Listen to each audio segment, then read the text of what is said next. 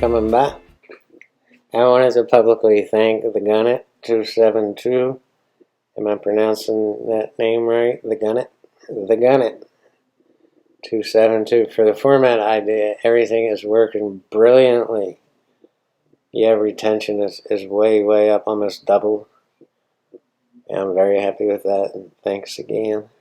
And Mark, for all your Q repair wisdom. Everything seems to be going with that. The Q-tip, you know, it's something. I played on that. I played that Q down to the ferrule. Yeah, I was literally playing on the ferrule at the end there. And it's just something I kept procrastinating. And I was like, I really don't want to deal with this. I don't have time to deal. I'm very busy in the daytime. And I don't want to stop at one of these Q repair experts and then you got to go back and pick it up when they're done with it. It's just something, you know. And then here's the big deal, and here's some idiotic John wisdom. I started shopping for a new Q, and I'm like, well, you know what? I'll get a new tip with the new Q. So you go out and you spend $700 just because you need a new tip. I don't know. We're human. We do stupid stuff. Yeah. Anyway, on this video here, we discuss position play like we do in every single video. But I think the big glaring issue is getting stupid. And sometimes while we're playing, or at least I do, I can't speak for everybody, I just go brain dead. And it's just like, I don't feel like planning this, let's just do it. And you'll see this come up in this video. So I don't know what I'm going to title this, something about, you know, being mentally lazy, just getting stupid and just doing it and not really, I mean, having like a half-ass kind of idea but no real plan. And that's what happened here. I just spent a rack, just shooting balls, you know. Yeah, that's the big issue. You'll see what I mean when we get on with it, which we're going to do right this second, because I'm going to stop rambling. Let's do it, man. When you see a situation or a pattern like this with the 4 and the 5 on opposite sides of the table, but right about the same, you know, distance from the end rail or the bottom rail, the pattern you want to play here, and a lot of people get confused on this for some reason. You want to be right about where the 9 ball is now for the 4. But when they shoot the 4, they'll try to get back to this side of the table. And it's fine if, you know, you're trying to get closer to the rail. But you certainly don't want to be straight in on the 5. So what you should be shooting for from the center of the table, about, you know, 2.5 diamonds up, is shoot the 4 and come back to the same exact position, 2.5 diamonds up. The other option is to get closer to this rail and just go down to the top rail and bounce up for the 7. And that's fine because the 4 is going to be out of your way and the 2 is going to be out of your way. But you just don't want to get straight in. That's the worst position you can be on this 5, is to be straight in. And as you'll see coming up, John in all his wisdom gets straight in on the 5. So let's go through the cue ball to the 1, the 1 to the 2, the 2 to the 3, the 3 to the 4, the 4 to the 5, 5 to the 6, 6 to the 7, 7 to the 8, and the 8 to the 9. And finally we get a rack where the 8 and 9 are semi-close together and not on opposite ends of the table. Let's go ahead and start rolling. What should have been easy turned into a little bit of difficulty because my brain kind of went to sleep on this rack. Yeah, I didn't stay alert. I put too much left on this ball, and you can't see it until I actually stroke it.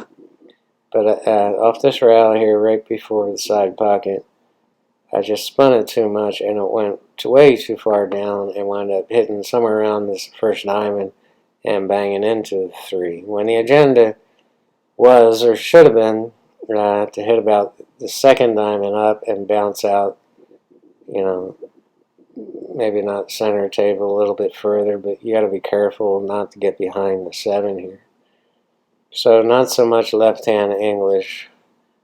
When I stroked it, I pulled the cue up and just put too much left on it and sent it far down. So come up shorter than I do in this video and just bounce out for a shot on the 3 ball in this corner, and that should leave you good to get back on this 4 ball. But again, you don't want to be straight in on the 4. You want to be center table, little in front of that 9 ball there. So you see what I did here, and I wound up with a little bit of a difficult cut on this 4, and now because we're trying to get here, this is a really touchy shot on a very fast table with some on this cloth. So this is going to take a touch. You don't want to pull back for 2 rails. You just kind of want to put a little bit of right on it and come back. Again, center table for this 4 ball shot. A little bit touchy. It's easy to go long here because this is a very thin cut.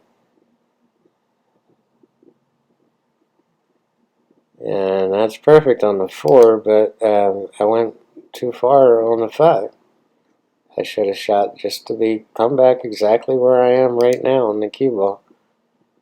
But I go long, put a little too much top on it, and it just keeps rolling and rolling and rolling. So now I'm literally straight in. It's hard to tell with this camera angle, but trust me, I'm straight in. And I have no other option here. I can't force the cue ball anywhere. But to plow back. See, this is the problem. You don't want to draw back because the 9 ball's in the way. And the cue ball's apt to go anywhere on the table once it hits the 9. And the worst case scenario is you hit it full and it just rolls right up in your way. The cue ball will stay where the 9 is. And now the 9's in the way of the 6. So, but my only hope of running this rack is to do it and just try to hit the side of it and just knock it out of the way. So that's what I wind up doing, is drawing back straight into the 9 purposely. You rarely want to do that, but sometimes you have to. And it's usually a result of you going brain dead. This shot here on this 6 ball, it's easy to put a little too much top on this, or if you put left on this and try to come back down here for the 7 ball, what would seem like a good plan is very, very, very liable to go straight into this corner pocket. And yeah, you've probably done it. I've done it, and it's always embarrassing. So you can pull it out with a little bit of right hand English, or you can draw it out. Right hand English is going to send it back to where the cue ball is now, and you're going to wind up with a little bit of a funky shot too long on this 7 ball. So a little bit of bottom would help, keep that angle from ruining your life. It's just a touchy shot. It should be a simple shot, but it can be your worst nightmare. So you have to be a little bit careful here.